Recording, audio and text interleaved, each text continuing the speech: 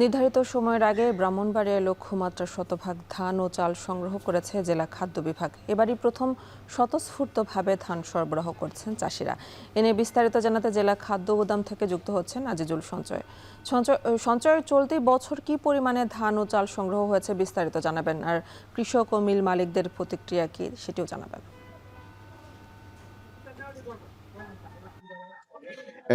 সরকার চট্টগ্রাম বিভাগের মধ্যে সবচাইতে বেশি পরিমাণ ধান এবং চাল সংগ্রহ করে থাকে এই ব্রাহ্মণবাড়িয়া থেকে। তার কারণ হলো এখানে প্রায় ২৫০ মতো চাল কল রয়েছে। ফলে এখানে এই জেলা খাদ্য বিভাগের সংগ্রহের যে বরাদ্দ সেটি কিন্তু অনেকাংশে বেশি।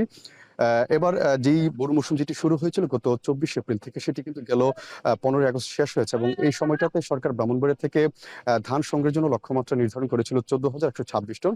সেটি কিন্তু এই যে এবার আসলে ধানের যে দর দিয়েছে সরকার, প্রতি কেজি ৩৬ টাকা দর, যার ফলে আসলে কৃষকরা লাভবান হয়েছে এবং সেজন্যই তারা নির্ধারিত সময় অর্থাৎ গেল জুন মাসেই কিন্তু এই ১৪,১২৬ টনের সম্পূর্ণ ধান কিন্তু সংগ্রহ হয়ে গিয়েছে।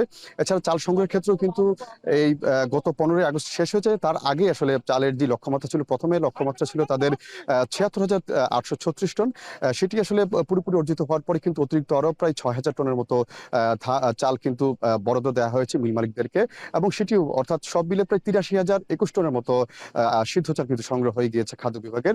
আমরা কথা বলেছিলাম মিল মালিকদের সঙ্গে এবং কয়েকজন কৃষকের সঙ্গে আমরা কথা বলেছিলাম। কৃষকরা যেটি বলছেন যে আসলে তারা বাজারে এখন যে দরে ধান বিক্রি হচ্ছে তার চেয়ে বেশি দাম দিয়ে কিন্তু সরকার তাদের কাছ থেকে ধান সংগ্রহ করছে, যার ফলে এবার তাদের যেই চাষের যে খরচ সবকিছু মিলে কিন্তু সরকারি গুদামে ধান দিয়ে তারা বেশ লাভবান আমাদেরকে বলেছেন। এছাড়া চালকল মালিকদের সঙ্গে আমরা কথা বলেছিলাম। চালকল মালিক, বিশেষ করে চালকল মালিক সমিতির সাবেক সাধারণ সম্পাদক মোহাম্মদ উবাইদুল্লাহর সঙ্গে আমি কথা বলেছিলাম।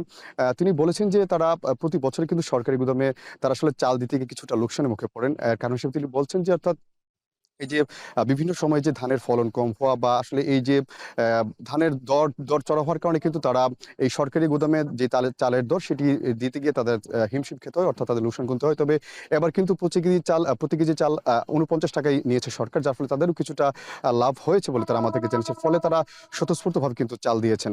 তো সব মিলে এবার কিন্তু সরকার এবার এখান থেকে কিন্তু লক্ষ্যমাত্রা অর্জিত হয়েছে, যার ফলে সরকারের যেই বিতরণ কার্যক্রম সেটিতে কিন্তু কোনো ধরনের প্রভাব পড়বে না বলে আমাদেরকে কর্তৃপক্ষ জানিয়েছেন।